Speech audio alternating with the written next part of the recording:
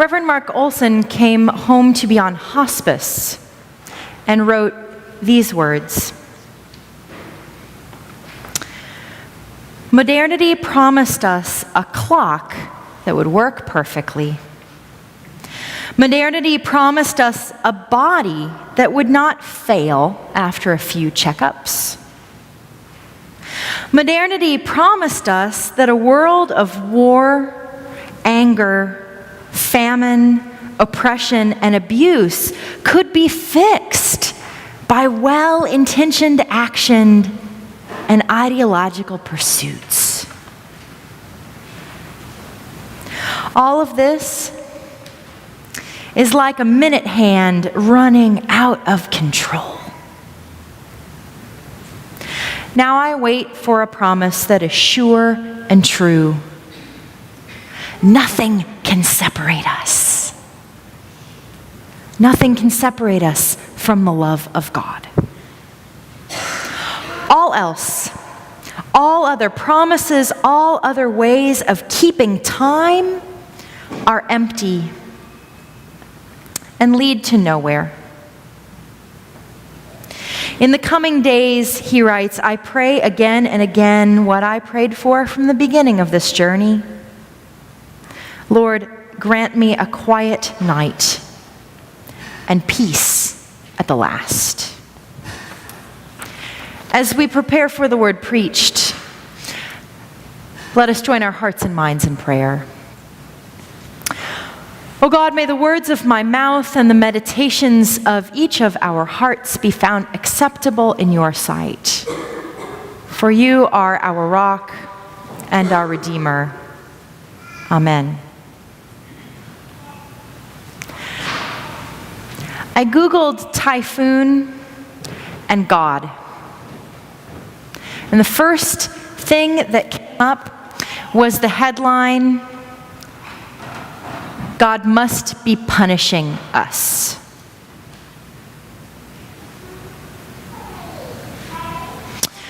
God must be punishing us.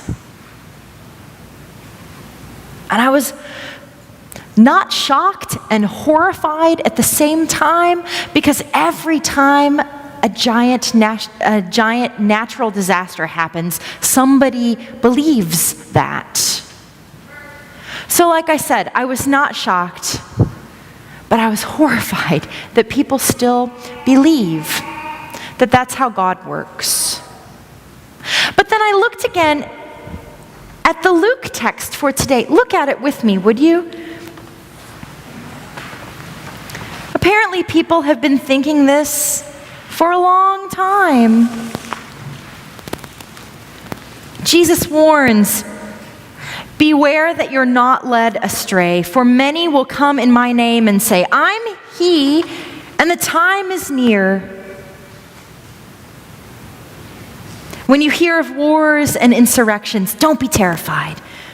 For these things, they must take place first, but the end will not follow immediately. And then he said, nations will rise against nations and kingdom against kingdom, and there will be great earthquakes and in various places famines and plagues, and there will be dreadful portents and great signs from heaven. But Jesus warns them, don't go after them.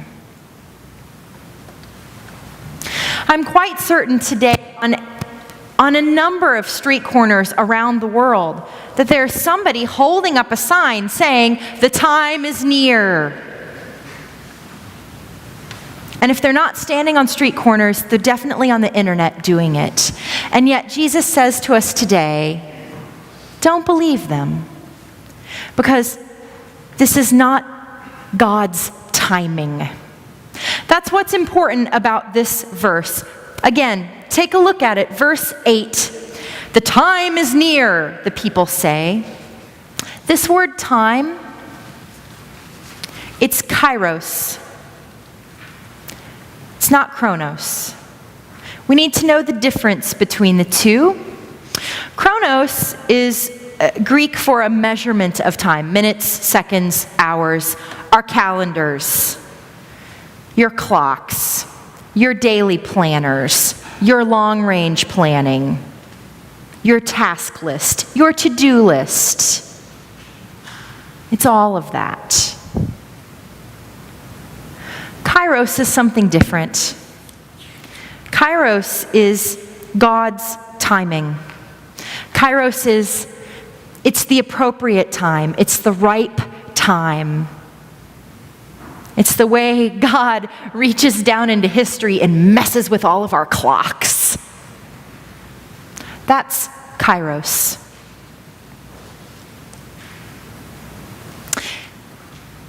And when bad things happen in the world, that's not Kairos. God does not create disaster in order to draw us closer.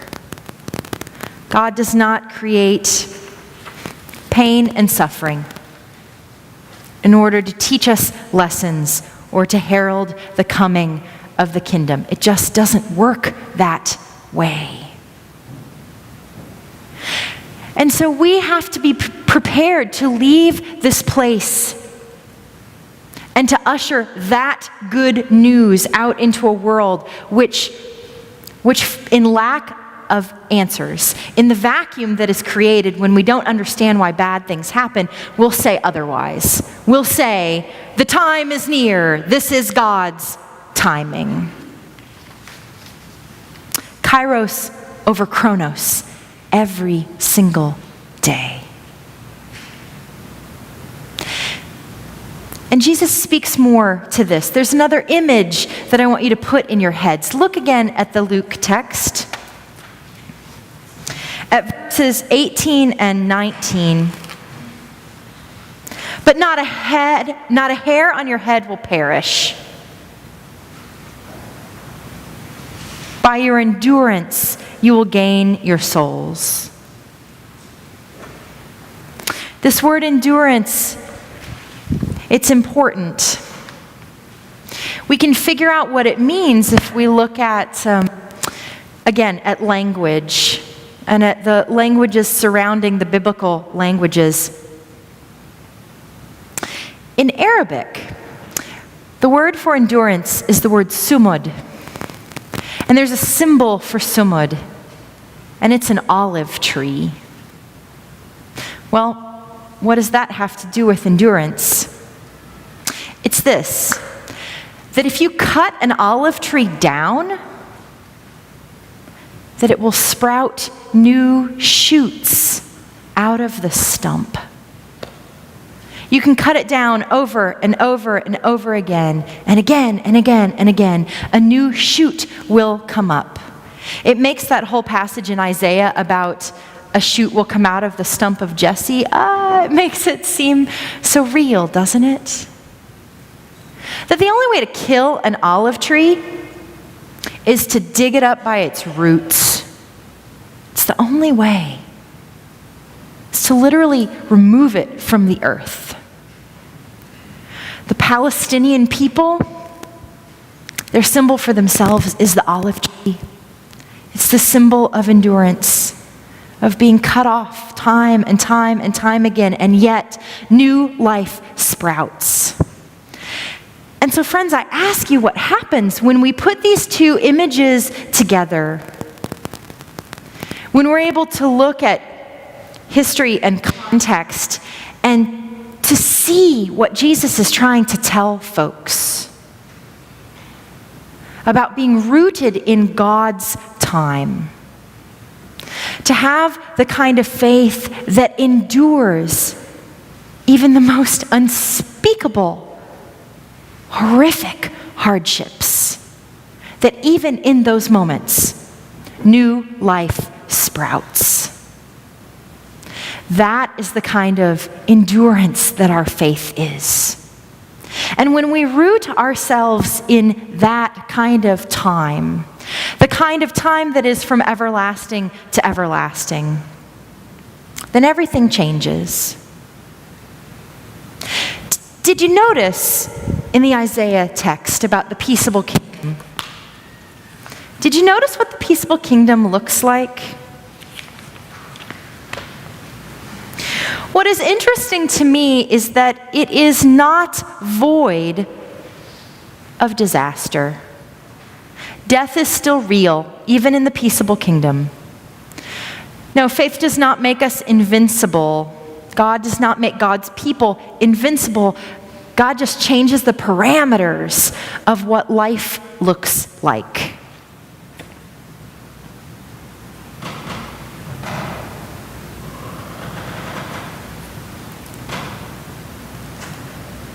Death still comes, but it comes in terms of God's time. Yes, we live in a chronos world. Minutes, seconds, our calendars, our to-do lists, they all still apply, but we have to remember that we live in God's time, ultimately. So it's interesting. It's interesting that the writers of the lectionary have put peaceable kingdom passages here before Advent and then throughout Advent. And that we will get an opportunity to think about Kairos, both here at the beginning, at the end, and at the beginning of the church year. It's also most interesting to me that we think about Kairos in a season that has already begun to ramp up. Christmas stuff appeared in stores when? Before Halloween. At the end of August, did I hear someone say? At the end of August.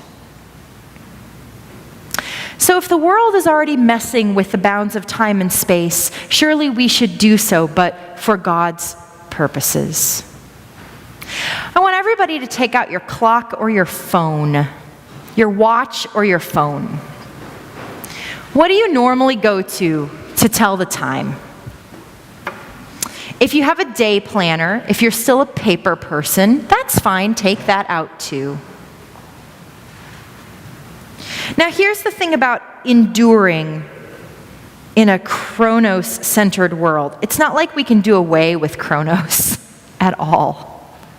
But we can remind ourselves that ultimately we are rooted in Kairos. And if we do so, then maybe it will make the hardships of December, because there are many, seem a little more transitory, don't you think? Your phone or your watch or your day planner, it is the ultimate symbol of Chronos. These days we sleep with them next to our beds, right? In the middle of the night, you can look at your calendar and see what you're supposed to do tomorrow. Or maybe that's just me. No, it's not just me, is it? The ushers are going to bring you each a sticker. It's a star to remind us of the star that the wise men followed, right? That there are epiphanies to come. I want you to stick it somewhere on your phone or on your watch. They're small enough so that you could stick it on, actually in the center of your watch face. Stick it on your phone someplace, stick it on your day planner, stick it wherever you go to see time. Hey, ushers, Russ and Russ, why don't you guys come down to the front, because I think there are enough of these for each row. So if you hand them to every row from both sides, we'll run out. There are plenty. We just have to divvy them out the right way. So folks, take a sticker and then pass it down the aisle. And put that sticker on your phone or on your watch. Choir, you don't have enough? We have enough. Hang on.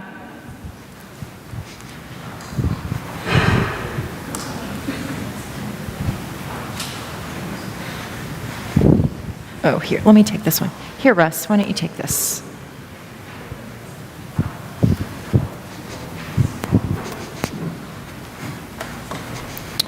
Here's one for you.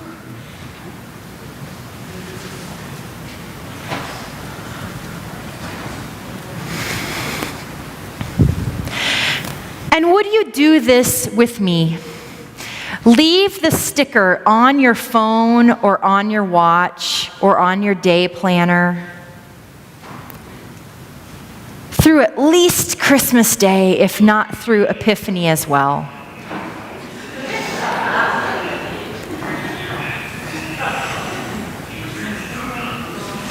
As a constant reminder, oh, we live in a Chronos world, don't we? We live in a Chronos world. As a constant reminder of Kairos, that the bounds of time and space are bigger than your life, and that you are held to something bigger than your schedule. You are rooted in something bigger than your schedule. And maybe most importantly, when you look at your phone or at your watch, and you start to get nervous and panicky because you haven't gotten done everything that you need to get done, or when you pull out your smartphone to look up whatever new disaster has happened in the world, because they will, that star will be a reminder of what you are rooted in. That you're rooted in God's time. To not be afraid and to not be terrified. But to put your faith in that which endures, even when it gets chopped down. That new life, even then, springs forth. Amen.